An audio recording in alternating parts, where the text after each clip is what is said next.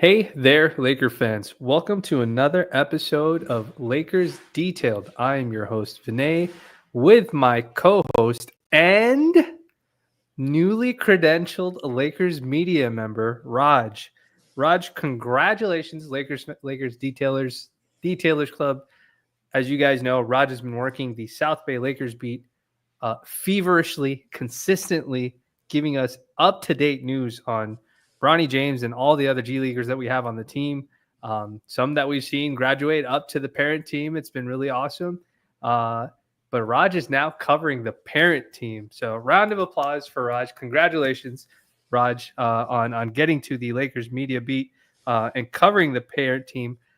My friend, how are you doing? How do you feel?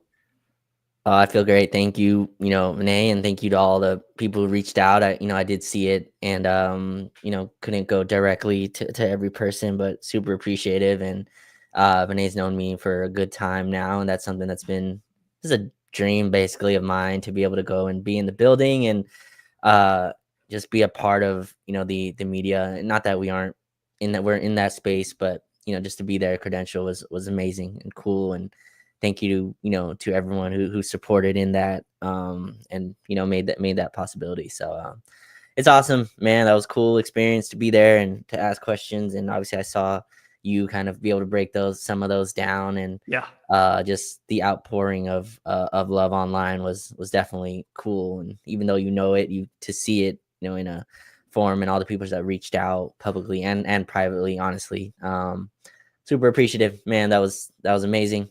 And just glad to get to work and continue this. But thank you, and thank you to everybody. I appreciate it.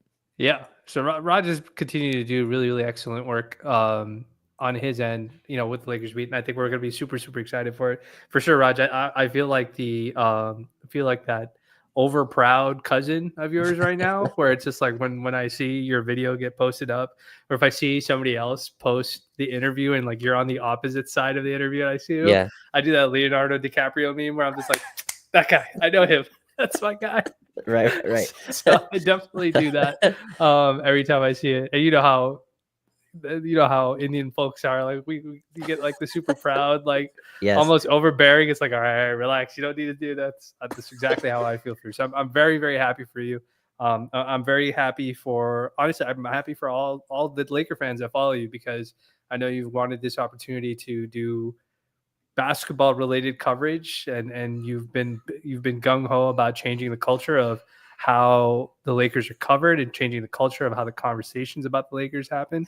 And now you're like on the front line, so you certainly get the opportunity to do that. So I think everybody is excited for you, and we're excited to see where this journey takes you moving forward.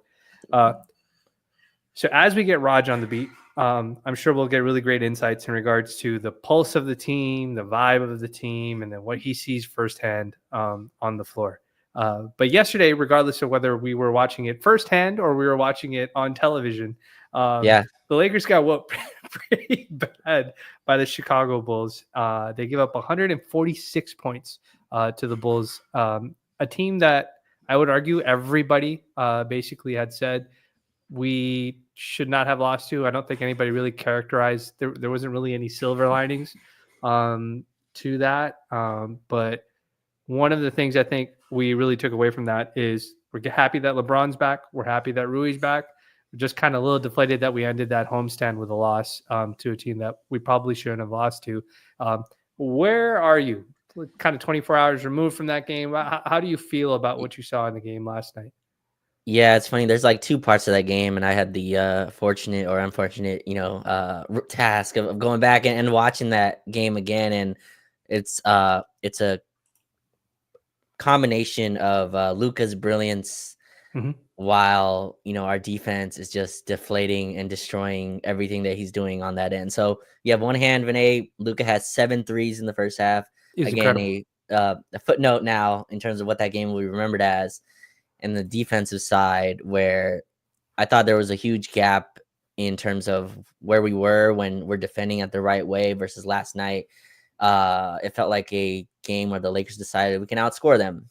Yeah. And that's what good teams do sometimes. It's not a good trait, it's not a positive attribute to a team, but it's something that good teams do. And I thought they really thought they can get into a shooting match with the Chicago Bulls. And honestly, if you look at the Bulls roster, who they start, Josh Giddey, and like those are guys you think you'd be able to win in a shooting match. Obviously, LeBron's first game back, which I feel like Vinay, we lose a lot of the first LeBron game back. It's just part of the equation, the calculation. He comes back and has an adjustment period, and also the age factors into this too. And I thought we got the worst games out of our forwards, so I don't put too much stock. It does hurt in the standings. Denver won tonight in Houston without Nikola Jokic, which is a double whammy. I feel like they won a game they're not supposed to, and we win a game we're supposed to, right? That's almost counts as double. And obviously we don't play them anymore, so we don't really control what they do. But yeah, that's kind of where I'm at. Again, I think I'm gonna lean on the side that LeBron's gonna figure this out, and Luka, I feel like, which I'm sure we'll talk about, is starting to rev his engine to the point, where he looks like the guy from a year ago that, was able to kind of put a team on his back. But that's where I'm at. Renee, I thought there was some concerning stuff there. I don't know if you want to get too detailed into that, but just holistically, I'm not too worried. We'll be going a 4-game stretch. They just played 6 games in 8 nights, 5 games this week, actually, which is just a nutty schedule. 2 back-to-backs, which they split, which is almost miraculous there. But where are you at with the team? Yeah, so let's dive a little bit into that Mhm. Chicago game, because I think we learned a little bit. It's a recurring issue that we've seen before that we should discuss. But before we go into the actual basketball part, let's discuss silver linings. Mm. Luka continues to traject in the direction of being a fantastic offensive player, back to Yeah. the norm of what you expect to see. I've been seeing people do screenshots of fat Luka versus non-fat Luka, and I was like, I think the only What do you difference think of is, that? What do you think of that? Is that so is that is that 20 pounds, or what is that to you? I think he's moving better. So I will say that I think he is. I don't think he is moving as sluggishly as he probably was his like first 2-3 games back. So I think that's definitely a thing. I think the real tell is when we see it on defense. He seems to be moving really well on defense. Like I would say like that Charlotte game was probably rock bottom. When I say rock bottom, it's like very obviously it's a curve. It's graded on a curve, but Sure. like rock bottom was like that Charlotte game where Luka was getting picked on. Since then, he's been really, really good defensively, especially in isolation. And so I think he's been really great in that capacity. He seems to get his conditioning back. He still plays with his at his pace. He's not a guy who like presses super hard or pushes super hard in transition, but his legs look like they're under him. His defense looks a little bit better, or it's getting much better. So I think he is trending in the right direction. So I think that's great. I think he's trending in the right direction. Doesn't look like he favors his calf as much at like towards the end of games. So that's been really good. Is that consistent? You think Yeah. that's I, like is that I, what you're seeing in person? yeah. What's funny is when I got there, I was expecting a guy to look big, right? I mean, on TV, maybe, they say the camera ends or whatever amount of pounds, 10 Yeah, pounds, or whatever it is. I think Laker yellow adds another 5, Vinay, and it yeah, just feels like there's like 15 added on to Luka. yeah, But in person, he looked fine. He looked in shape, and I was asking people around. I was like, he does not look overweight at all. They're like, oh no, you didn't see him a few weeks ago. yeah, So there must have been some type of drop. And shocker, a guy who hadn't played in a month and a half, is able to lose some weight after he starts playing. But yeah, I think he looks fine. He's still not getting the separation I think he can. Mavericks people who have kind of come over and people who've been covering him his whole career yeah, give really good insight, and they're like, oh no, there's still another level for him to yeah. reach.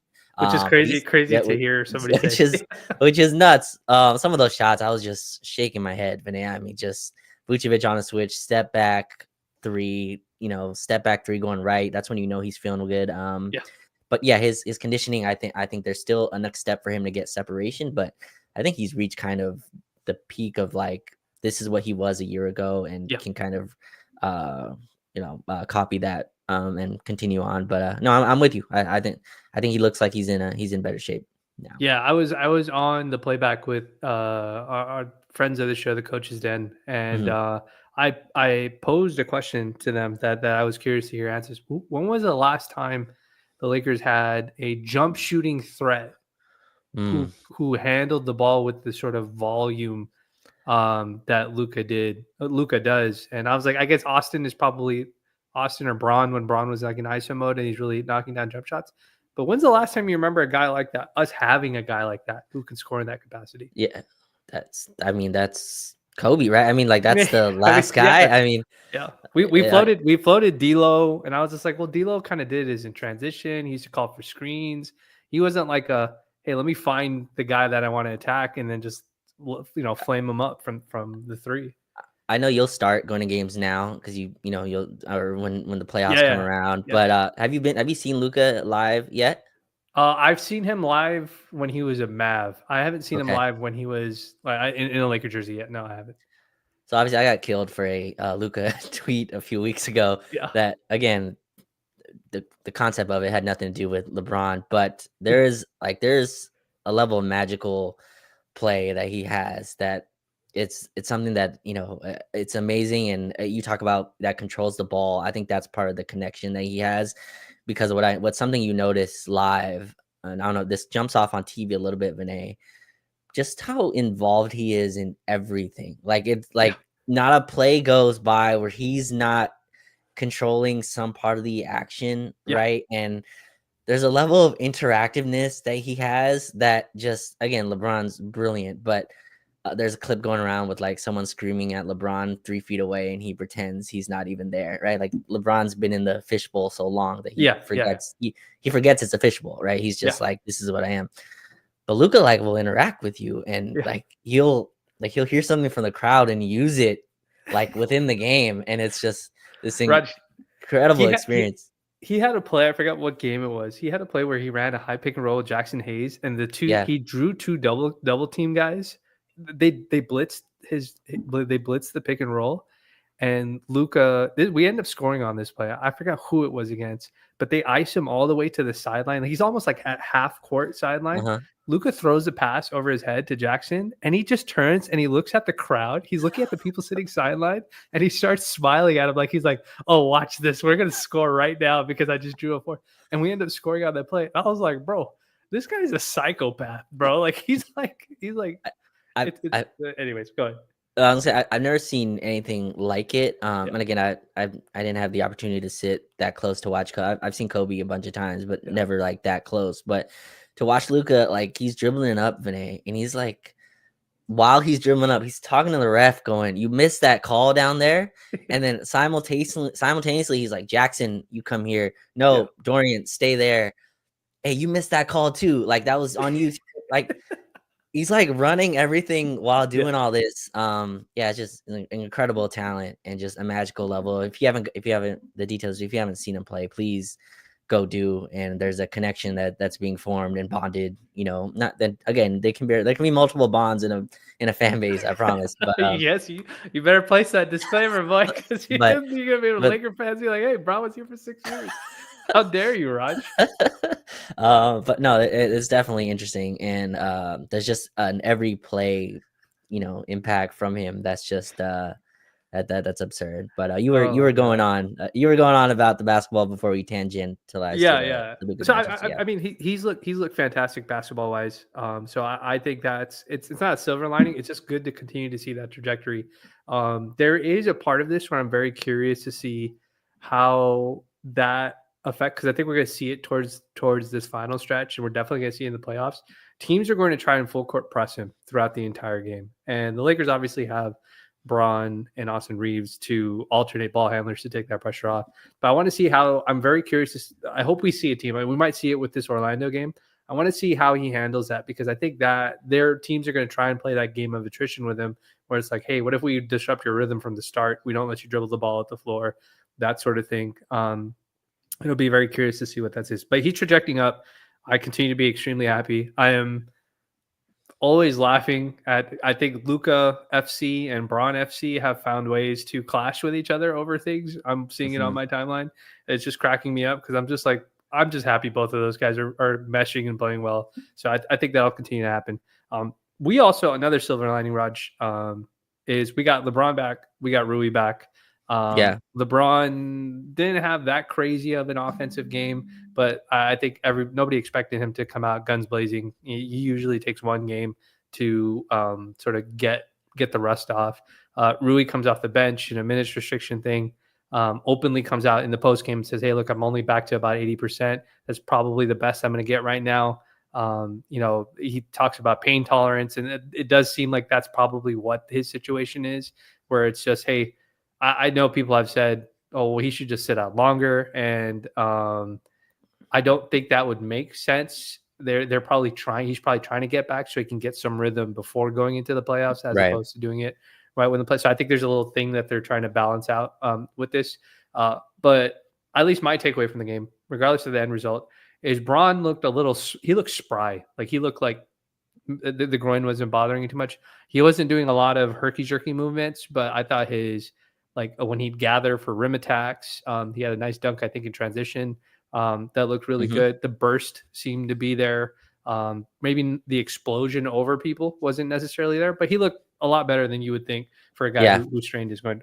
What did he look like in person? Like what did he look like when he was out there? He looked. I mean, this that was only the 10th game between LeBron, Austin, and Luka. So I think there is still some plays where they're trying to figure out when's the right time for what's the right shot for each of them. There's a couple of plays where LeBron draws two, and Mhm. Luka and Austin are so used to understandably being the ones that draw the attention or have the ball in their hands to begin, and still trying to figure out what an open shot is. But again, I think LeBron knows his body, and there's just no reason. Again, the Bulls were scoring at such a rate, and we were defending at such a place that I didn't think LeBron wanted to turn it up. But Mhm. he got his double figures, as he would. Yeah. I was looking at the third quarter, wondering like, oh, is he going to be in double figures? And he was already at 12 at that point. Yeah. So he got to his mark. But I think for him is just finding a rhythm and finding a place where he's good to go when the playoffs start in a few weeks. I do think something that's fascinating, just on your Rui point there. Our JJ wants to play small ball, Vinay, and I think Rui being 20% less, whatever, like I think that impacts that ability. That we had a lot of Rui and LeBron at the 4-5 units, Yeah. and Chicago really punctured into that. That's where their lead extended. Honestly, they pushed the lead to 12-14 on those units. My guy Christian Coloco just could not stay in the Yeah. rotation in that Yeah. game. Was taken out. That he also loses an active game because he was active for that game and did not play. So you kind of waste one of those days. But I find that part interesting too. If we're going to continue this small ball look, Vanderbilt's starting to be scouted. I feel like Vinay a little bit. There's a little bit of scouting going on between Vando next to Luka and LeBron. There's some Yeah. we're gonna play this guy for the pass every time, and that's a thing that the Lakers have to adjust to. But I think LeBron's fine. He'll find his way. He'll find where he'll impact the game. I'm not sure if he shot well or whatever. Didn't shoot too much Yeah. either way.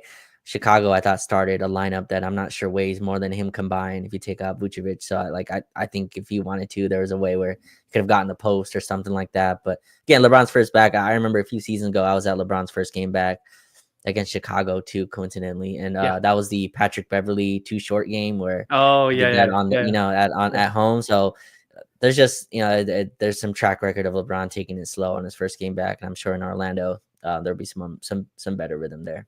Yeah, no, that certainly makes sense. It's going to be very curious to see how they fix, or how JJ incorporates these guys into the rotation, because you're right. Like, we didn't go with the traditional center last night behind outside of Jackson, and so I saw a lot of clamoring on the timeline for that. Honestly, I don't think that would have solved anything, because it wasn't the half court scoring at the rim that was the issue. They were scoring in transition.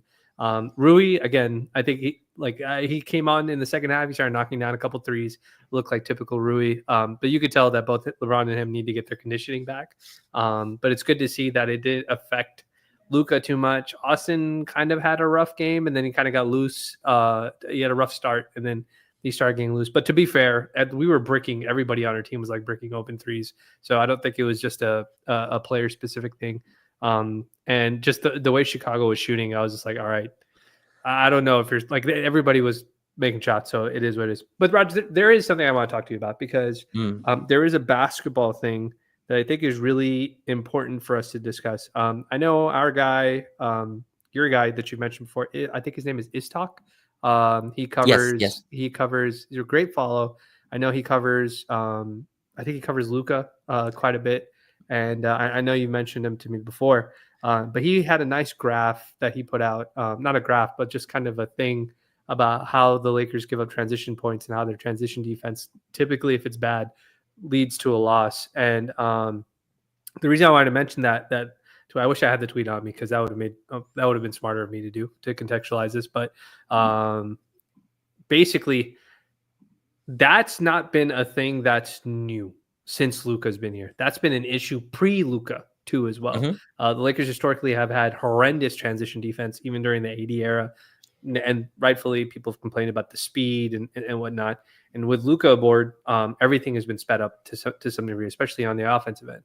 But the Lakers have this issue, and this is an issue I want to talk to you about, Raj, because I think this is something that teams are going to try and exploit in the playoffs, which is the Lakers starting lineup doesn't field a guy who's going to check you for 94 feet. Like a guy where if we score, he's going to come out and play defense the full length of the court on you. No Pat Beverly, no Dennis Schroeder, no Avery Bradley type. We don't start a guy like that. In theory, DFS might be that guy, but he's also limited that he can't guard a shifty small guard. He's a bigger dude. That could be somebody different. Maybe JJ decides to switch it up a little bit and insert a guy like Gabe into the starting lineup that does something like that in the playoffs. However, the Lakers currently don't field somebody who does that. And I've had a little bit of a concern that the teams that they've had the most trouble against are teams that have a guy who can get the ball out in transition quickly, regardless of whether it's a make or a miss. So especially when we don't, if our identity as a team, because now we have Luka instead of AD, is, hey, we might take some more shots from the perimeter. Maybe it leads to long rebounds. Maybe it just leads to misses in general because they're not close at the rim. We're not sucking everybody into the paint offensively. If we don't have somebody to check those type of ball handlers. So yesterday night, it was Josh Giddey. But this is an issue that we could have with SGA because that's how they play. It's an issue that we can have with John Morant because that's how they like to play. It's an issue that I've seen us have with Amen Thompson when they let him play point guard with the Houston Rockets. When we got our butts kicked, I think in Houston, Amen was playing point guard. And the Lakers had like Austin Reeves on him. And Amen is like a 1% athlete. Like he's one of the best athletes in the NBA. And the Lakers wouldn't pick him up until he got to the free throw line, at which point you're screwed. Right. Like you're at his mercy. He takes nothing. Cade Cunningham, another guy who will do that to you if you're not careful. Tyrese Halliburton doesn't really go to the rim like that, but you get the idea of what I'm trying to say. Sure. And so they did. I thought Chicago did a really good job exposing that. Like Josh Giddey was going 1-on-3, 1-on-4, 1-on-2. Didn't matter. He was just going to go guns blazing. Sometimes he went running towards the rim like he had no plan at all and was like throwing these ridiculous passes. And he was fortunate that he had a teammate there. But my thing is, I think that's a real problem. I don't think the defense is bad or the transition defense as a whole is bad. I think that specific aspect of us not having a guy to slow down their primary guy is a problem. What do you think about that idea? What do you think about that basketball issue? Yeah, I think what you're kind of alluding to, and this is an idea that I haven't tweeted out yet, but I do think it's something I've thought about. A starting player that wasn't starting last night, but who's been starting is Jordan Goodwin. Yeah. And, obviously great story, has been cool for the storyline of it, wrote about him as well. Kind of, I think he has elite hands and, great hands, even better hands than Alex Caruso. Got to watch both of those a lot. I think Caruso's a better positional defender, but I think Goodwin is a special deflection guy. Like he's got 8 steals per day and 3. It's an absurd amount of deflections he gets. That's kind of I think that's what we're missing. I think Dorian's kind of filling that role, right? Dorian's starting for Rui, but Dorian's kind of your point of attack kind of defender now, right? You have Austin and Luka who do their jobs, but you obviously don't want Austin and Luka picking up full court. That's not a role you want them because of the offensive responsibilities that both of them handle. You don't want LeBron doing that either. I think is that crazy for me to say can Jordan Goodwin start for Dorian? I mean, like, it would make Yeah. you a little smaller, I guess, but Luka and LeBron kind of fill forward roles anyway. Like, it'll hurt you a little bit on your like spot up three and catch and shoot. But Jordan's been shooting it well, by the way, shooting like 50% from the corners, which is basically where his threes are coming from. But I think we're missing some of that. There's some like just tenacity Mhm. and motor and stuff like that. That again, you're starting a very skilled lineup, and I think Dorian does bring that in other areas. But Dorian's not a guy you throw on the other team's guard to slow them down. Dorian's a wing defender, a guy you want Yeah. to throw on a Kawhi or whatever other wings that you're gonna have to play. But I do think that idea and that player and that mold is missing. Again, plus minus is a loud stat, but you looked at the whole team up and down. Goodwin at -4 in 15 minutes, I thought was pretty loud. When you go look at all the other players are like -27, -30, and all that stuff. So yeah, I'd be interested to see what they do with that. But you're right. So I thought last night too, Luka had like 7 live ball turnovers, Yeah. and that Yeah. really Yeah. A couple. Yeah. just and Kobe White turns into Kobe Bryant against us. It Yeah. feels like just absolutely has become a Laker killer, really. Hits every shot, and he had 36 last night to lead them. But yeah, that's something that they're gonna have to figure out, and teams also scout that the Lakers have a few players who stay back and continue a conversation while the other team runs in transition. And Yeah. again, all players that do it have been awarded a certain level of, you know, uh, standard Yeah. where they're allowed to do that, but it definitely impacts where the other team can get out and run. And we lost a transition battle last night, I think, 30-12 or something like that, and we gave Yeah. up 74 points in the paint. But yeah, like, what do you think about, I guess, that, like, is Jordan Goodwin a guy you would think that fills that role that you're Yeah. talking about, the pick up full court, have a level of defensive motor that's irrespective of the score or of his point total or his involvement in the offense? Like, there's just a every possession desperation that he plays with that I feel like kind of has missed. I'm not saying he's the right guy to start. Yeah. I just thought, like, watching last night, I was like, oh, we've really gone into we've overloaded on the talent, which is obviously what you want to do, Yeah. but we're missing some of that just ruggedness that we've been playing with to survive the injuries to LeBron and to Rui. What do you think? I guess that idea. Yeah, no, I think there's certainly an element that lineup misses out on. It might be matchup specific, like especially in the playoffs, it might have to become a matchup specific thing. The two guys that I think of, I mean, Goodwin's a good example because he kind of supplanted Gabe Vincent, and actually it ended up working out for I think Gabe Vincent because him coming off the bench, he's been shooting better versus having to be the guy who has to check guys from the very start of the game, and then you're relying on him to knock down shots in the clutch, and he doesn't have the legs for it. But I think there might be a situation where if we run into a team, and JJ strikes me as a guy who looks at very specific skill sets that are required for a specific matchup. So I actually wouldn't be shocked if even if it's not Goodwin, if Gabe in a playoff series, if Gabe or even Vando get called on to do some of those responsibilities, only because the defensive utility that you get out of both of those guys because they have really great defensive motors and they'll do stuff like we've seen them do it. We've seen JJ do it with Vando against Steph, like in regular season games. And Steph is a guy who just runs all over the place constantly. Mm-hmm. So I think if the Lakers do run into, I think that is a potential solution. Like you might have a situation where, hey, we have to take DFS out.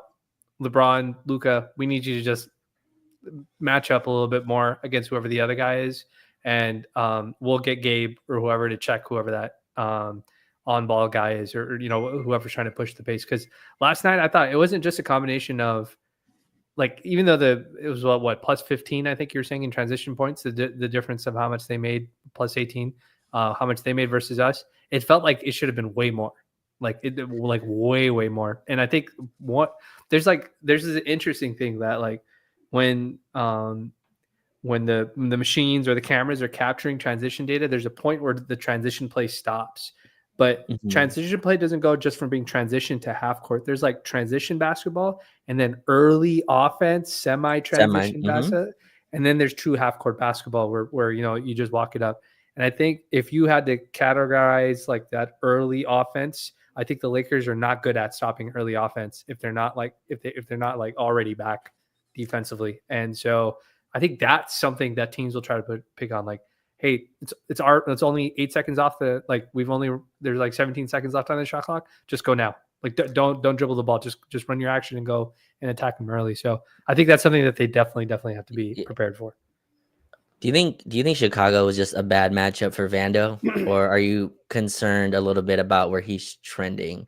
Like I think me and you have both been Vando proponents in terms of like what he brings and his skill set. 15 minutes last night, and I thought Chicago, who's coached very well, but I thought they were really like, we're not closing out hard to him, and you're gonna have to make decisions. And Vando's been getting away with it because of the offense the Lakers have been at. But there was a lot of plays last night. He caught the ball on a closeout. There was no closeout, but he attacked a closeout that didn't exist, and he just got into the middle of the paint, and there was no advantage created. Another one where he's getting in the paint, Vinay, and I feel like his confidence at the rim is decreasing game by game, which is a little bit disappointing to me. He seems unsure of himself a little bit right now. Right. The threes were going in when it was fun and when it was new, and but I'm just interested in that because everything you're talking about and everything I just brought about Goodwin, Vando possesses all those skills as well. But his offense is touching a point to me, which is a little bit concerning.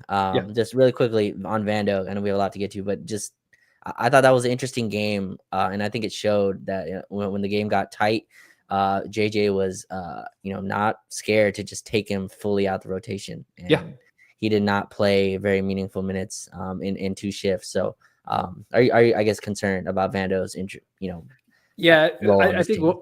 I think one of my concerns for sure is him, like it's not ability, it's more like mentality, because it seems like that, like last night he had a play where like I think he like dribbled it off of his own leg, or like he dribbled it off of his own knee or something like that, attacking a short roll.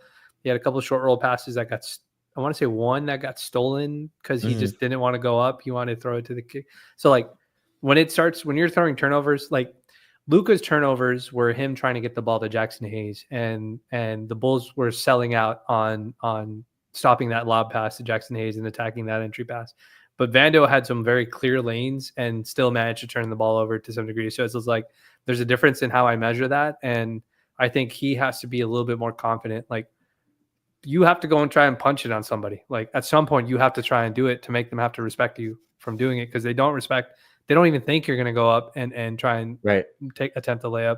And they're almost playing those short roll situations like you're going to pass it away.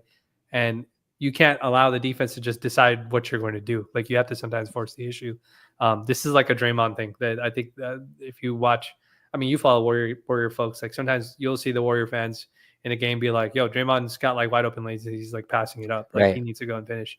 And so I think Vando runs into that a little bit. I think he still has a lot of defensive utility and rebounding utility. So I don't think JJ will completely cut him out. But if he's going to play small ball center for us, or if he's going to be like the 4 to Rui's 5, or DFS's 5, like you have to get something out of it, because teams will just commit even more.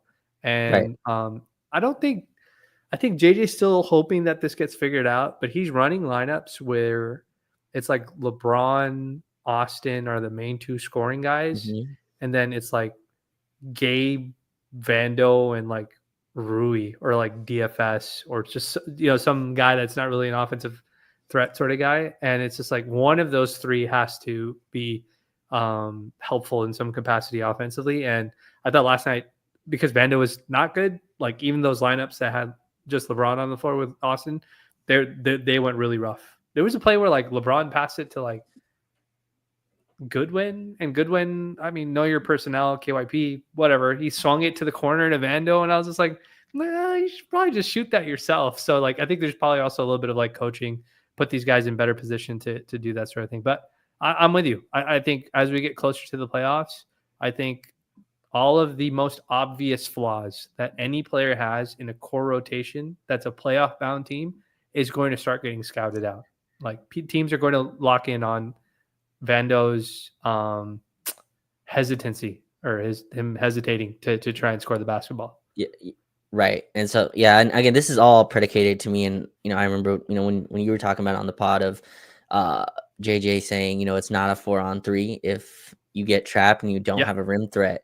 And I just could not stop thinking about that last night when we're watching Vando and Rui at center, and it honestly shrinks the floor. I mean, Yeah. right? Like in terms of in your offensive space, because all those gaps become single gaps, not double gaps, because there's no basket around. So two people can guard one on one side. I just find that really interesting on a for Vando's offensive utility now in terms of he's being tasked and his Rui and his LeBron. But I think Vando's really thrown in this role because of his limitations. He's the center, Vinay, Yeah. right? And so that's a vital position on a Luka Doncic team because you are involved in a lot of the actions. Whoever is guarding Vanderbilt is the opposite big most times. Yeah. And that's the guy Luka wants to evolve in the action. And if you get involved and you catch the ball at the free throw line and you can't shoot at the free throw line, and you're not a threat to attack the basket. I think those are interesting conversations Yeah. to have. Now I want to really quickly flip to the other end because I thought this was also interesting. And I think these type of games where it's very clear the team wasn't locked in or whatever euphemism you want to use.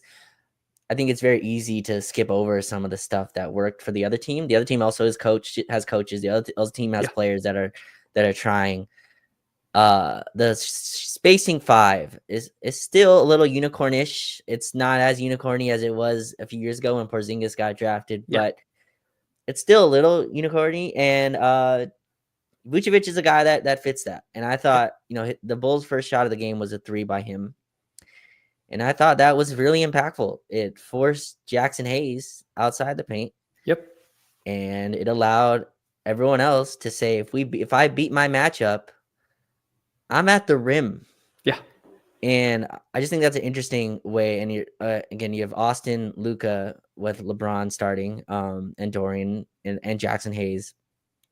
Two of those guys, I think teams want to attack off the bounce. Mhm. And obviously Luka and Austin have improved very much off the bounce. But yeah, did you see that as well? I thought just Vucevic being a threat from the outside, pulling Jackson Hayes away.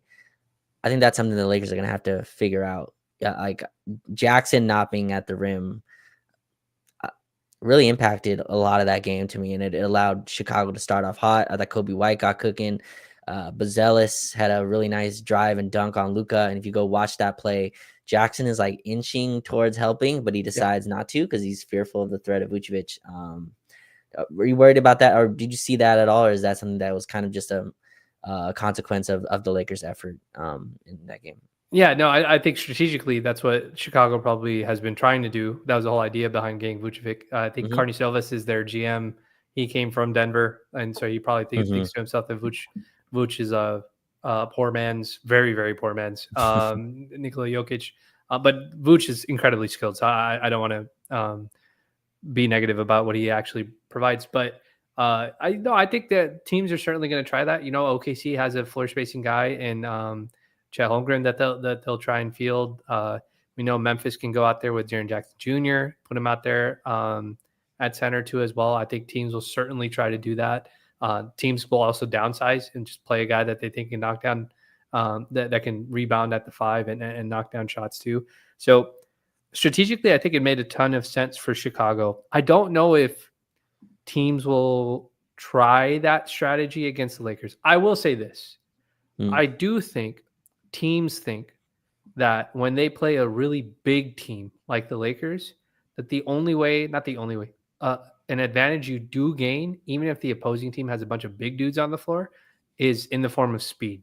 And if we can get a lot of movement and a lot of speed, and we can get to early offense in transition, that can hurt. I think what adds to that is having a floor spacing 5, because if you're playing fast and your floor spacing 5 is the trailing player to everything, that makes things a little bit more complicated. Because I remember a play where I think Austin had Kobe White picked up and LeBron shaded over to help, and Kobe split them like with a dribble for a layup, and there was nobody back at all. And for me, I was just like, oh, okay. Like, I mean, when that happened, I was like, oh, we're losing this game for sure because this is the kind of effort we're getting. But it also gives you an idea of just kind of how, like you compound the gains for the Chicago side. Like you're compounding two different strategies. We have a floor spacing center, but we're not really going to him. We just have him out there for that purpose. But we're telling the other 4 guys, don't even wait for him. Just go. Like, we're not even going to take advantage of his floor spacingness in the half court. We just want you to go and have him be like the threat of it. So I feel like there's like a little game within a game. And Yeah. I think one thing I will say is I think I do have some irrational confidence that JJ is a little crazy in the sense that he'll take the calculated risk and be like, okay, you know what? If you guys are going to do that, I'm just going to have like Jackson Hayes guard That like Buzelis or something like that and make him stand at the rim. And I'm just going to have Austin guard Nikola Vucevic on the perimeter and make you guys have to pass it to him or change up your offense.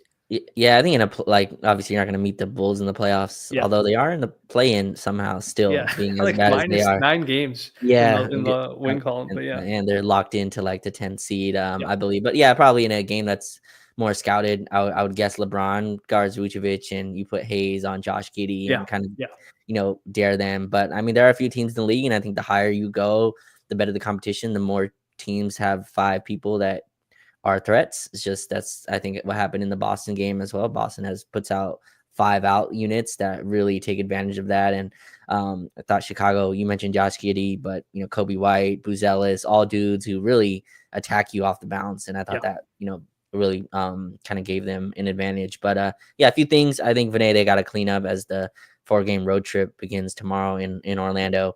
But yeah, that's things I saw at least on the defensive end. I think the spacing 5 is something they're gonna have to deal with, and not just Vucevic as a 5. It's kind of this idea that if you don't have someone you can help off of, then all of a sudden your individual defense becomes so much more important. And Luka is gotten better defensively, but is not a guy you want guarding one-on-one matchups consistently every time, and there needs to be help there. And I thought the synchronicity that they've been playing with defensively just was not there against a team they should have beaten.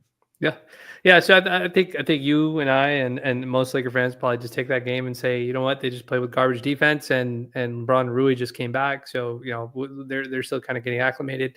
I would hope that they have a better showing against Orlando, especially compared to the first time.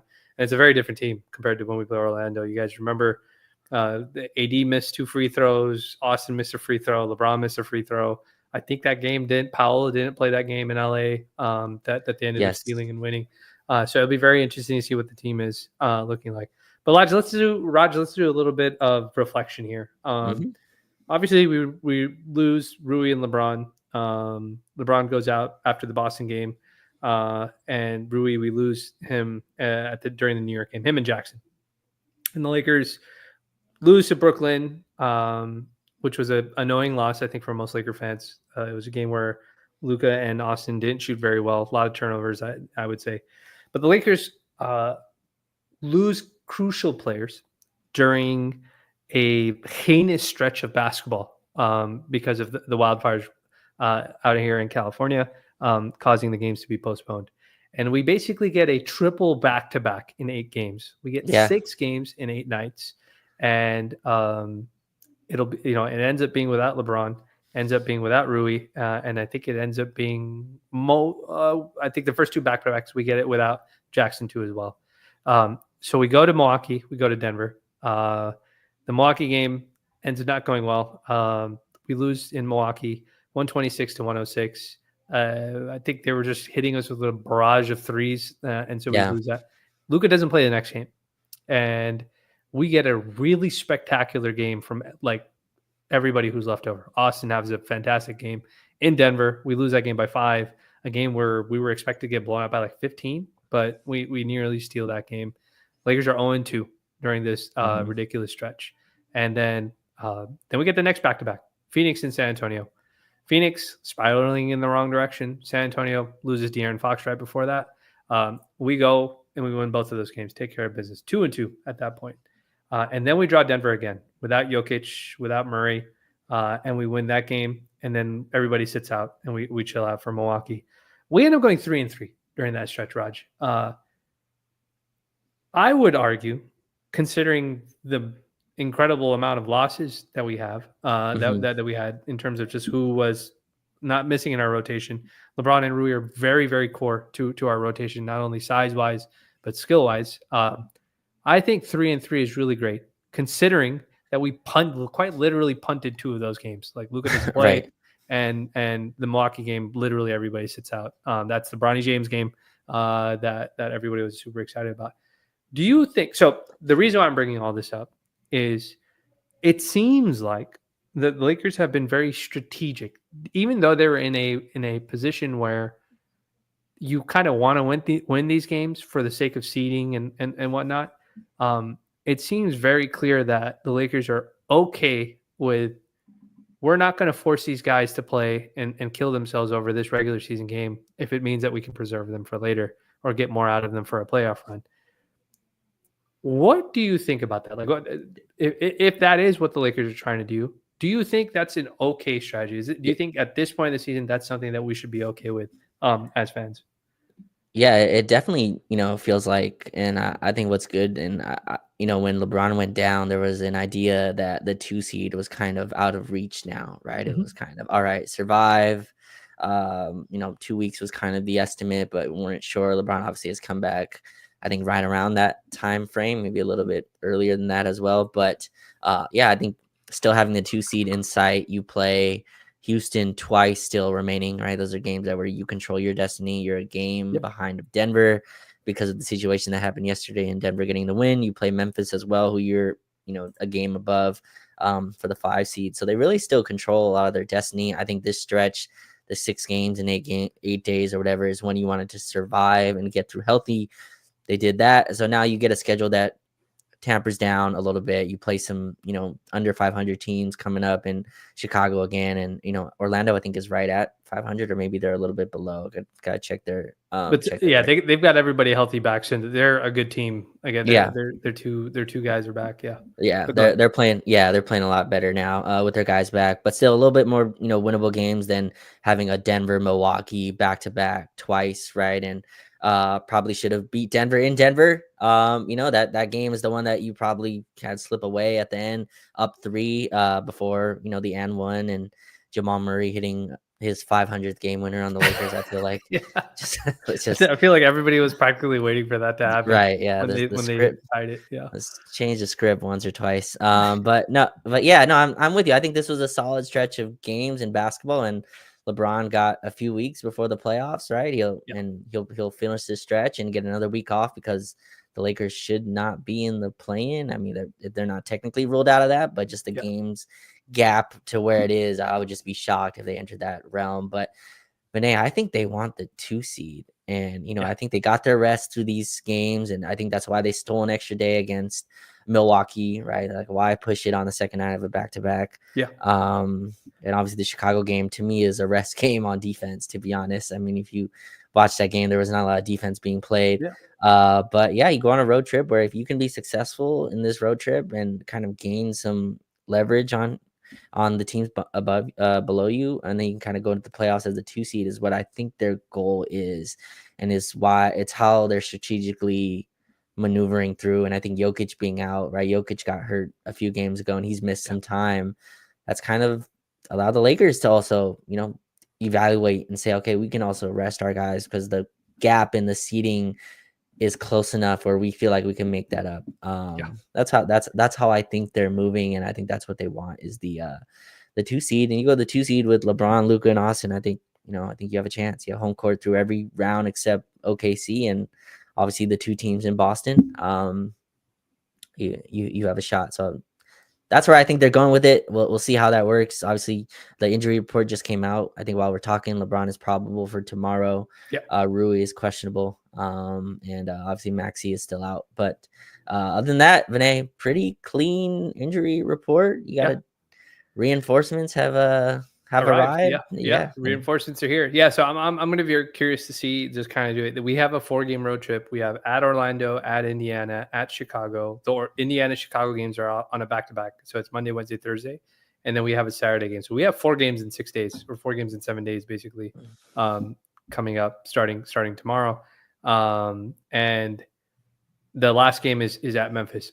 If they rip off 4 in a row or 3 in 1 or something like that, and maybe they punt one of those Indiana Chicago games just for the sake of not overworking these guys, I'm going to be on board with you. Like I think they're trying to go for sure for that 2 seed. You and I are both very opposed to insulting the basketball gods and playing the seeding game, because we think that always works out bad in the long run for teams. And so I think maybe this is like a stretch run, because after these 4 games over these next 6-7 days or whatever, they'll start having from like the 29th to April 3rd, they only play 1 game, and that's at Houston. So they get kind of 3-4 days of rest. It's like from a Saturday, Monday, Thursday. Yeah. So before they have to go back into a like every other day they got to play sort of thing before the playoffs start. So I think if the Lakers are trying to manage their guys so that they're not overworked, I think this was a sound strategy. I think the fact that we went 3-3 without LeBron and Rui during that stretch is really good. Nearly could have gone 5-1 if that ended that Denver result, or if we play all of our guys against Milwaukee. That would have been really good. But I'm okay with that. Looking forward, Raj, what do you think like needs to be answered like Yeah. with this team? Because I think that is something that I haven't seen too many folks talk about it, but like, are there questions that need to be answered about this? Not questions, but like themes that need to be Yeah. resolved with this team prior to Yeah. this that you'd like to see over this last stretch of basketball. Yeah, I feel like the first option, second option, third option conversations have kind of been watered down Yeah. to linear graphs, like in terms of trying to decide, who gets a shot here. But I do think there's a level of having where all three are on the same page and kind of understanding what to do when each player creates the certain advantage, right? And again, like I said this before LeBron came back, but he's coming back to a different Luka Doncic and obviously a different Austin. Austin was kind of nursing, I think, in calf issue when he went out, but Luka obviously was not at the place he was when LeBron went down in Boston. Luka was still having his top tier games and scoring 30 or whatever it was, but you could just tell he's Vinay humming at he's moving at a pace where you got to kind of get on board. Like there's a level Yeah. of that there's a level of I guess control that he's having, and just dominance and usage and all that stuff is starting to rise, and you could tell his comfortability is at a point where like he's really running a lot of the show. And I'm interested to see how everyone kind of fits around that, because that's how it's going to be.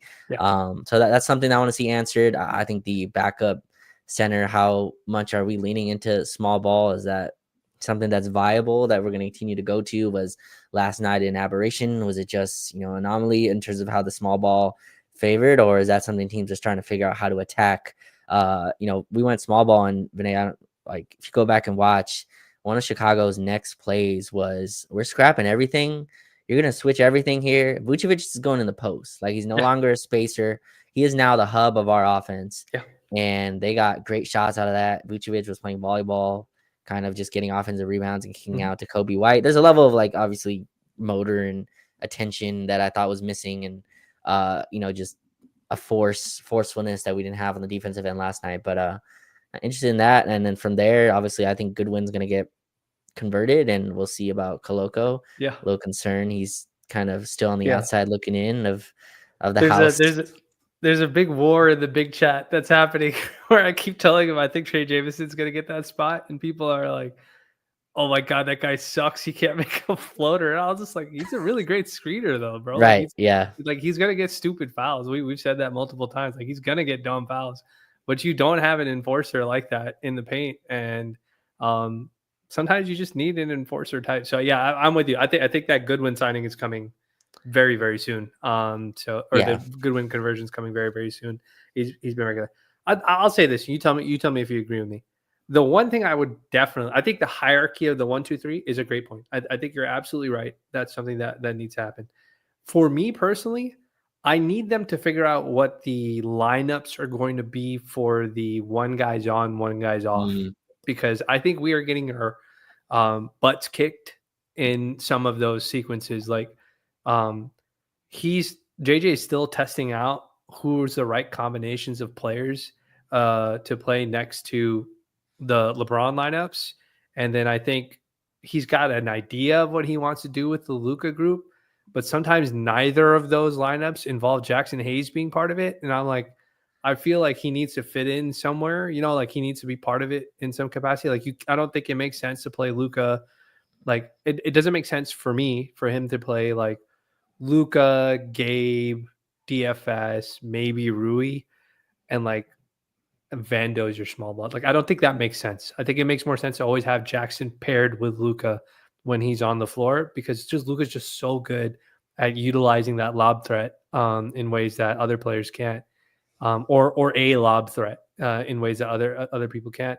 Um, and then I think LeBron really should get an alternate ball handler like Austin Reeves on the floor with him when it's just him solo, because there will be some times where teams load up on LeBron and he needs a guy who's got a high IQ and basically can function as a secondary ball handler. Now, obviously, we don't know where like Austin's going to get his touches or if he gets his own lineup and stuff like that.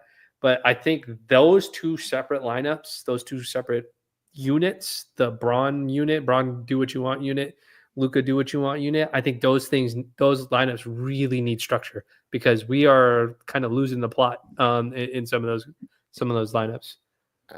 I don't like the Luka with the Vando units, Vinay. I don't know. Maybe I'm just biased because I've seen Koloko play as much, and this isn't even about Koloko. I Yeah, think there's a level of like conventional basketball that is missing in those units that really get Luka going and just keeps the team organized. I don't know. I think that unit's missing a lob threat. It has no yeah. rim threat.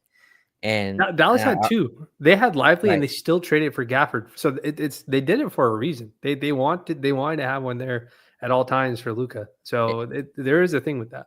And even when it wasn't him, they had Dwight Powell, right? That's Yeah, another guy that he's a yeah, forward, but he's still a guy that loves to catch lobs, and Luka will throw the lob to.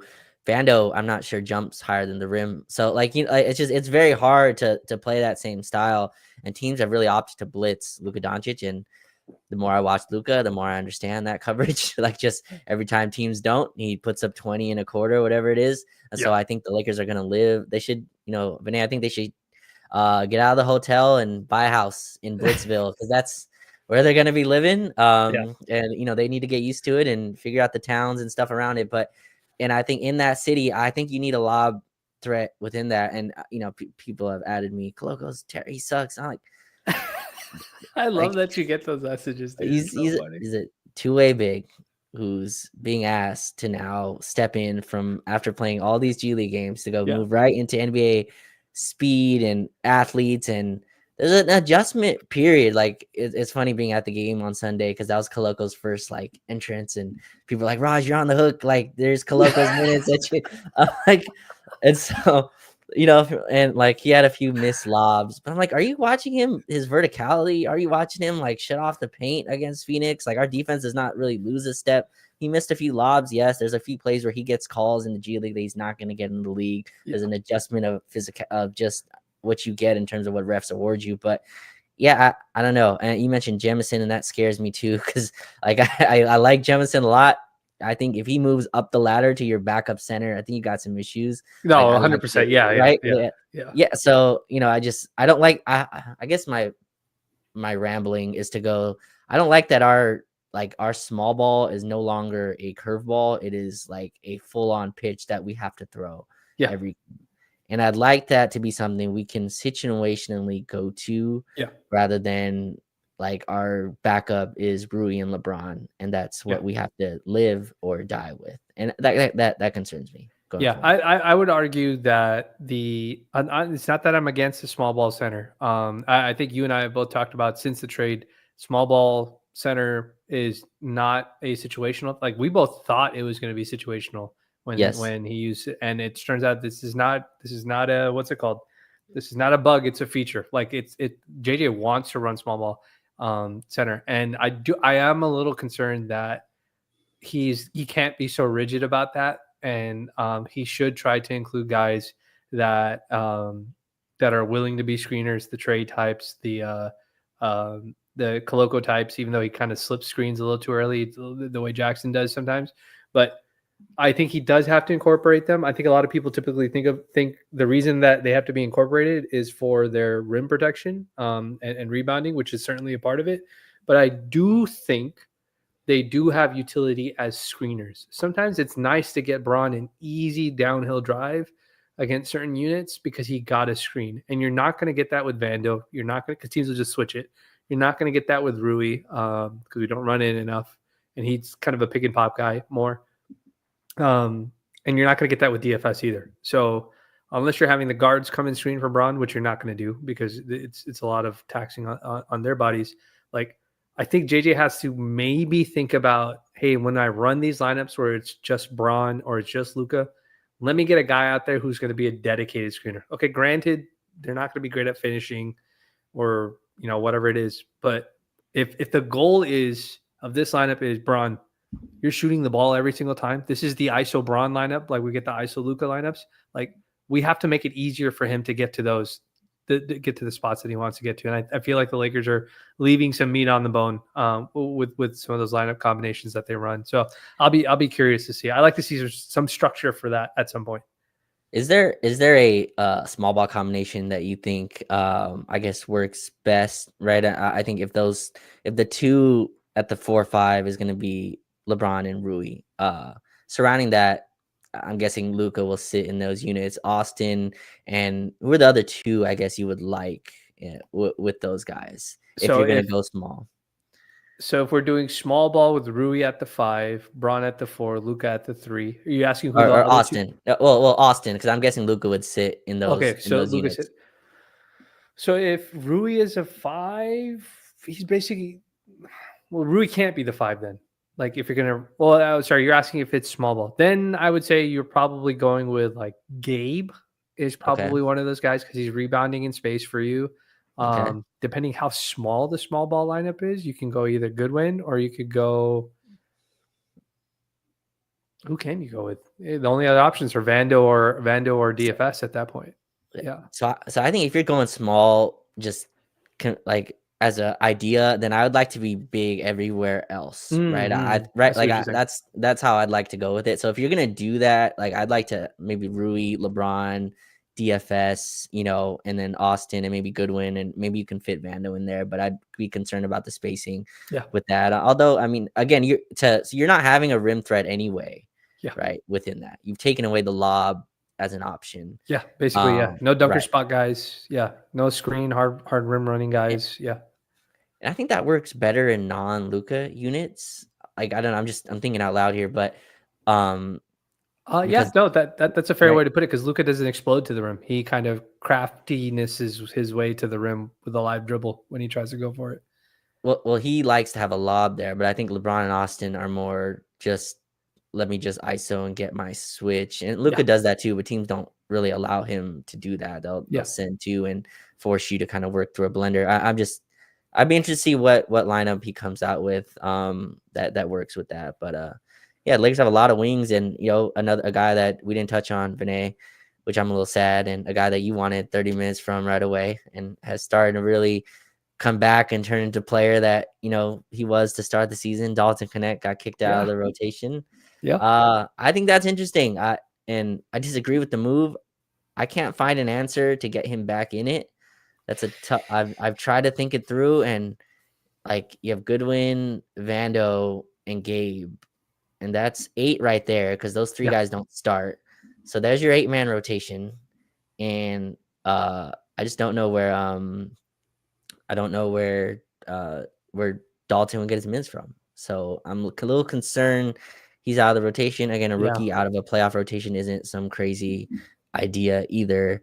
It's just how the minutes kind of work out sometimes. But he's been playing really well, has found his confidence. And I think his shooting is I don't know, we talk about this all this time, but his unconscious shooting is important. Makes a huge difference. Level of, I don't need to be wide open to shoot. And I think that's so important for a team that's defended the way it is. But any thoughts on Dalton? I guess just not in the rotation anymore.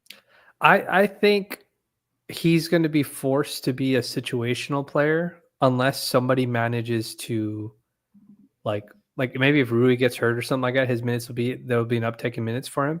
But I think he's going to be forced to be a situational player just because, like, I mean, in reality, he's lost his minutes because Goodwin's playing so well. Like Goodwin has supplanted him in his rotation and in his minutes because he's doing such a good job as a defender. So somebody has to either play worse or he's just going to turn into a situational guy. He might be a guy, Raj, because you've been talking about small ball lineups, like where he could be like he's not small, he's kind of big, but he does have a lot of offensive spacing utility.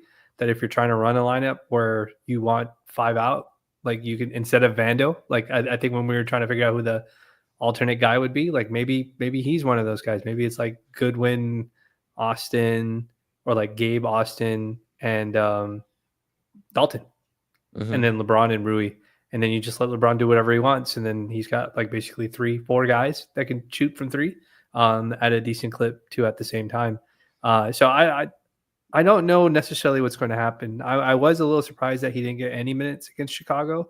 I thought he was kind of finding a nice rhythm for himself, but it's also one of those things where sometimes it's hard to fit in a rookie in those situations. But we'll see. Like if Rui doesn't play tomorrow against Orlando, I think his minutes will uptick super quick. And Dalton, honestly, we just need him to run his lanes and shoot the open threes. And to be fair, he's gotten better. Like he's attacking the rim now more, which is really great to see. That was something that we weren't getting out of him. I know you and I, like 2 months ago, we were like, Dalton, stop shooting threes and go to the rim, bro. Like you have like a wide open layup line in front of you and you just keep settling. And I'm glad that he's like, that happens because he played more. Because of the injuries, He plays more now that he's making those reads. So it's been very, very interesting to see. But yeah, I don't know. I'll be curious to see how JJ makes this all fit. But like we know what the starting group is. We know for the most part what the closing group is going to be. Those in between groups have to really, really get figured out because I feel like we're not optimizing those as good as they can be. Rod, did you have anything else? Like any other thoughts like about what we're missing or what you like to see out of the team? Not really. It's been, a tough team to evaluate because you just have not had all the guys. Vinay, last night was the 6th game between the projected starters that we had when Luka Doncic was traded here because of Ruiz and LeBron's absence. So, funny thing I was watching, and I just never thought I'd say this, but I was like, man, if we had one more Jackson Hayes, like how fulfilling this team would be. And it's interesting that we're in that spot. But no, I will say, I think the number one priority, like the number one priority is going to be what LeBron wants to do with his extension. If he wants to do a 1+1 again. But the number 2 priority, I would say for the Lakers this offseason, if I had to guess what their front office is going to prioritize is a starting center. Like I think they like Jackson, but they think he probably should be coming off the bench. Though I'm sure Jackson would disagree. But I think they are going to look for that second guy. They're going to look for a guy who's a little bit burlier than Jackson to be in that pick and roll. And partner. They kind of showed their cards, right? Like they with the Mark showed Williams, it kind of showed their cards a little bit of what they're looking for. And I'm sure whatever agents have clients that fit Mark Williams characteristics are about to start come knocking down the door. So we'll see how that. Have I told you who I think they're gonna go after? Okay. Well, you want to keep it here? You want to keep it in the yeah, you know what? I'll tell you who I think they're gonna go after. Okay. We'll save it for some other time. So yeah, I think they'll go after that, and it should be really interesting to see just kind of what they decide to do and how this shakes out. So Lakers have 12 more games left, Raj. We're gonna figure out what happens to it. But you want to hit some questions before we head out? I want to start again. Thank you to everyone who's reached out, and I just want to do this live. So Sebastian, Joe, Ramel, another Joe, Lakeshore Joe. So appreciate the congrats, and everyone who's reached out again just means the world. But yeah, let's get into some of these. George, if you guys have time, do you have a comment on Keith's twin Marcus on a KLC show that AD was in the way of LeBron because they both play power forward? Now, I did not hear the clip, so I'm not 100% sure the context, but I guess George is saying that Marcus Morris's comment was that AD was in the way of LeBron playing power forward because AD wanted to be power forward. I don't buy that. I just think Luka Doncic was available and Lakers went and got him. I don't think this was an AD and LeBron issue. Here, let me share it because I got a transcription for us that we can nice. take a look at. Yeah. Yeah, I probably should have looked it up as I was looking at it earlier, but let me share this tab. Where is it? Marcus Morris. There it is. Okay, share that so people can see that. Can I see that? Okay. Let me increase. Oh my God, ads, Raj. Google did something, and now I can't block any ads anymore. It's a nightmare. But okay, so here's the transcription right here. Okay, great. Let me make sure I mute the screen audio so we don't get any ad stuff. Okay. Um, so Marcus Morris says, I felt Anthony Davis was in LeBron's way. LeBron is really a 4 now, and that's the position Anthony Davis wanted to play. He was always on the box. He wasn't stretching it that well. I'm assuming he's talking about his jump shooting, stretching it that well. Now you had a top 5 player in the NBA where he's a matchup nightmare. When 77 walks in the building, OKC, Minnesota, Phoenix, Clippers, they dread seeing him. Now he has 23 on his back. What does that equal? 100. That's a nice little, thing there. But yeah, so I guess essentially Morris was saying that, something we've sort of talked about before where AD and LeBron sort of like to operate out of the same space. Like this is a thing that a lot of star players tend to do. We've talked about this when it came to Paul George and Kawhi Leonard. Like the way they like to operate in offense when they do isolation stuff is sometimes in the same areas of the court, and it's not a complementary space. And it was really, really good for the Clippers when Paul George was hitting like 50% from 3 on like 9 attempts, 10 attempts. But it doesn't work if he's not knocking down those shots, or if Kawhi's not knocking down those shots, because they both need to ISO in the mid range. And you could see why there's not as much of a drop off with like James Harden, because he takes so many threes too at the same time, right? As it complements Kawhi. What do you think about that? Do you think that was? I think it's probably a little harsh to say AD was in LeBron's way, but I do think there is a part of, hey, they kind of operated in the same areas of the court, which made it hard for them to be successful as they could have been. Is that a fair way of saying it?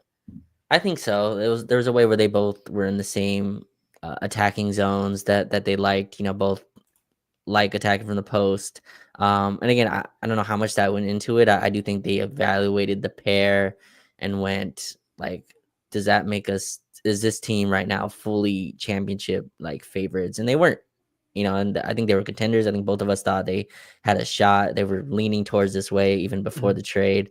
And again, I just keep going back to we can try to psychoanalyze their relationship. LeBron's been very clear that they have a great bond and that still exists and all that stuff. And Anthony Davis, it looks like, is going to play pretty soon here. The reporting coming out, he's coming back this week.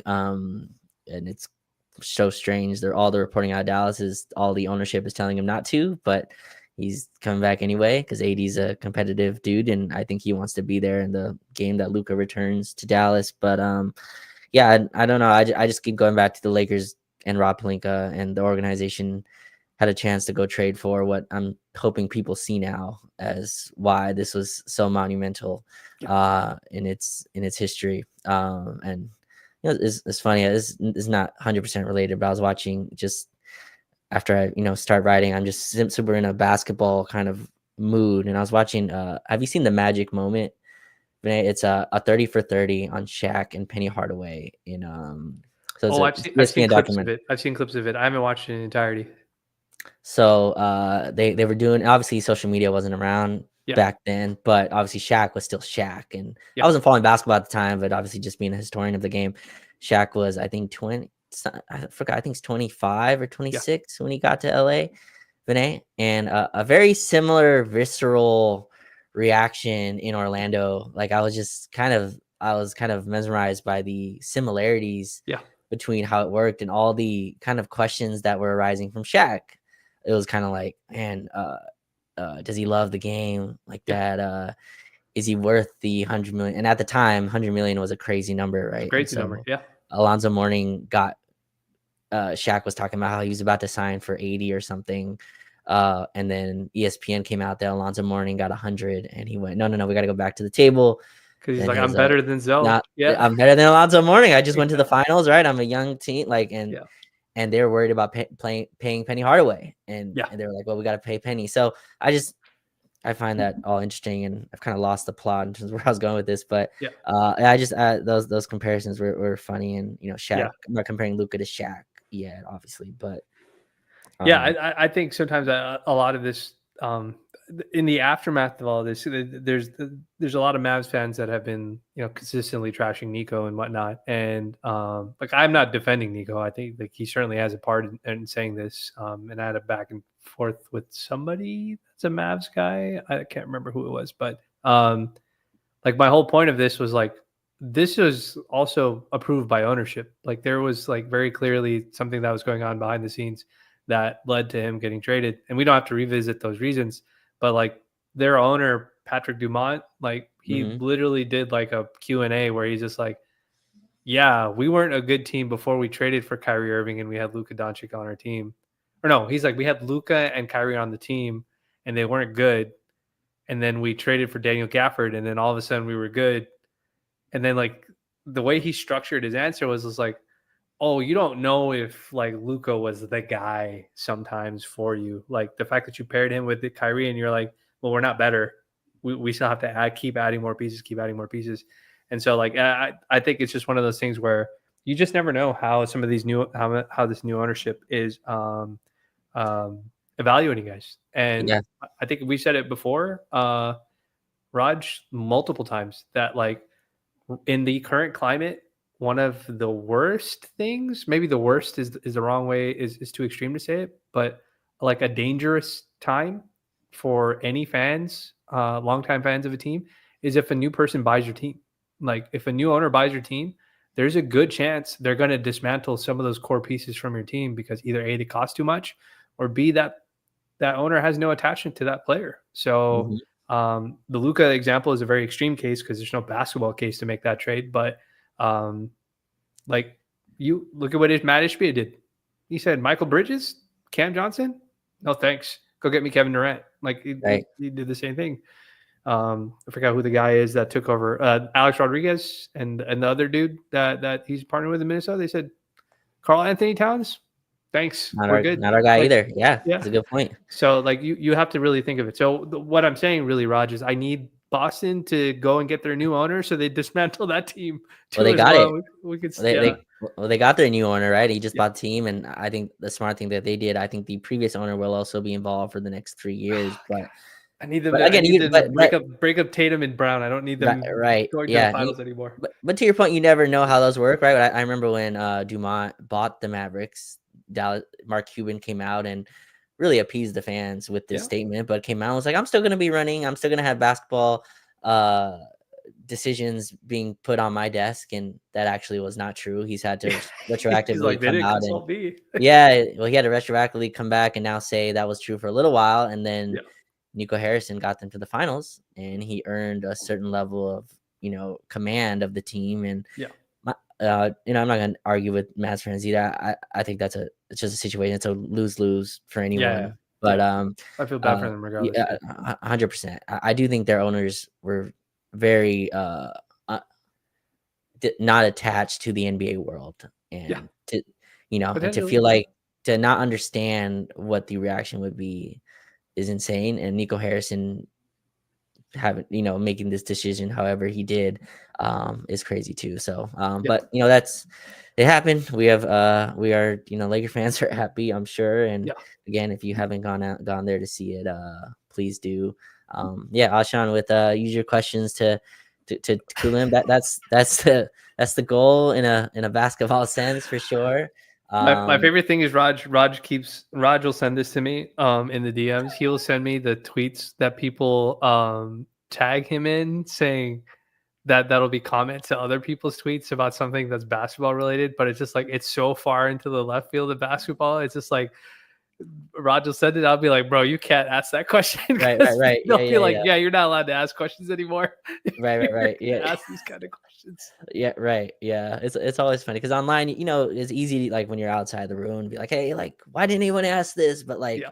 when you're in there with their, like with their face looking at you. And my first question to anyone was the Mike Budenholzer, Vinay, who may have the most like psycho look that exists, you know, just staring at you with the most like, what are you saying? And then before he answers your question. Yeah. But yeah, that's the goal, Ashan, is to kind of bring whatever's the topic, the basketball topic, into a room Yeah. and get knowledgeable answers. We'll keep going here. My guy Walt found it weird we use DFS on Kobe White. I mean, who would you use? Like, Yeah. look at those starters. Who are you putting on him? Yeah, out of the starting group, that's why I'm very curious if like this is one of those things where we have our regular starters and our regular closers, but because it's a playoff series, JJ says, "Hey, we're going to adjust this a little bit because I think this will be a better way to defend what they want." Like if you draw like Memphis in the first round, like let's say you draw Memphis, in, I don't know if we'll get matchups with them, but let's say you draw Memphis or you draw like a team that has like a very prolific ball handler that gets heavy usage. Like I could certainly see a situation where he adjusts the starting lineup. Maybe it is Gabe, maybe it's Goodwin. Like if it's a bigger ball handler, maybe he does want to try DFS on him. Like if you play the Clippers in the first round, because we end up like the 3-6 or the 2-7, I could see them playing DFS on James Harden because he's a bigger guy, not a guy who's really pushing the pace as much as a Ja or an SGA might do it. So I'd be very curious to see how they do it. But I think Walt is right. Like it's just that was the lineup, and I think they're like DFS is our defensive guy. Go guard Kobe White, and that was not a good idea. Right. Probably have to use Austin, I'm guessing, in Yeah, future matchups. And we play the Bulls again in a week, by the way. yeah. So we'll find out. Yeah, Well, I'm hoping for Stanley. Yeah, it's probably too late for him. yeah, I would doubt he gets a call up. I do like him. I think the Lakers like him as well, being in their farm system. He's not going to play summer league. He's 8 years in the league, but I think he'll get a training camp invite for next year. So we'll yeah. see with him. Wouldn't it be funny if the Lakers made a big splashy trade in the offseason with I don't know some disgruntled superstar out there that kind of thinks he's going to get traded, and then the Lakers had to bring back a bunch of like vet men, but kind of have experience kind of guys. Like Yeah. Stanley would kind of probably be that guy that the Lakers would think about bringing back because he knows how to play next to Braun and Austin and that sort of thing. But It's funny because you look at Stanley's like career in the NBA. He plays for the Lakers in 2022, Vinay, and honestly wins the hearts of Laker fans. I mean, yeah, go look at his replies. It's all, "We wish you were back." Like, why'd they let you go?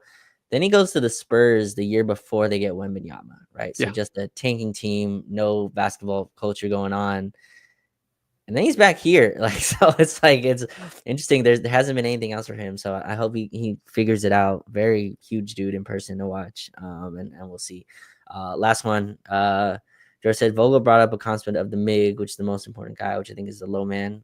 LeBron and Rui wasn't up for that last night. Rui at 80% worries me on this front, Vinay. Like, there's a level of mobility that's needed when you're yes, going small. And so Rui, I don't know why this, I mean, maybe he has to say this publicly, but came out and just said, "I'll not be right for the rest of the season," yeah, which is not a quote you want to hear when a guy comes back yeah, the first game after missing 3 or 4 weeks or whatever he did. That's my one. LeBron, I think, will figure it out. And LeBron came back a lot quicker, obviously, this time than his previous groin injury. So he looks fine, and he's probable for tomorrow, which is a really good sign because they yeah. usually Of put course, LeBron as questionable every night usually, but he's probable tomorrow already, which is good. But yeah, that's what I'm be watching for that. yeah. Rui's ability to stay in that kind of position he was, but before he got hurt. Yeah, it'll be very interesting to see how the Lakers adjust to the loss. Clearly, it was a ramp up game against Chicago. They played zero defense whatsoever, so hopefully, getting 146 points put on them kind of wakes them up a little bit defensively. Orlando is a good team. I don't think their record indicates how good they are. They were rolling teams really bad before all the injuries hit them too as well. So I think this starting the road trip off well is really important too as well, and helps set the tone for the rest of that road trip too as well. So it's good to see that Braun isn't a questionable tag for that injury report too as well. Raj, we covered a lot of stuff. We covered the triple back-to-backs. We covered some of the Chicago game. We littered in some of the basketball related technical stuff that they need to figure out. We discussed non-Luka, non-Braun lineup combinations and prognosticated on what we think is going to happen and whether they want the 2 seed or not. But it's a tight race in the Western Conference, especially 2 to 6. It's very tight, and a short 2-3 game slide can certainly slide you down in the wrong direction, and you can lose home court. So hopefully the Lakers over these next 4 games really try to get ramped up and settled into what they want to do, and the type of team that they want to be, as we see Luka on his way up and LeBron make his way back, and Austin continue to be fantastic in his role. And so, as always, folks, we enjoyed all the conversations, all the questions, all the comments. We are super excited yet again for Raj to finally be in the building, able to ask questions, give us on the floor insights, in the arena insights about the kind of stuff that we don't get to see when we're watching it from our television. And I think it's a really cool opportunity for Lakers Detailed, and for all the folks that are part of the Detailers Club to really enjoy basketball at this level. So whether you were joining us midway through, you guys can always run this back on YouTube. If you're watching this on YouTube or you're watching this on X, if you can head over and hit the like and subscribe button, that certainly helps us out quite a bit with the algorithm. You can always join the Detailers Club via YouTube too as well, if you'd like to do that and support the pod or support the channel on a monthly basis. But if nothing else, we hope when you listen to this, you're having a wonderful day. And remember, when we talk Lakers basketball, it's not us talking to you. It's you having these conversations with us. That's what makes it so awesome for us. And we appreciate everybody, whether you like, share, subscribe. We appreciate all of your support. And we hope you have a wonderful day. And if nothing else, we'll catch you in the next one. Take it easy. Peace.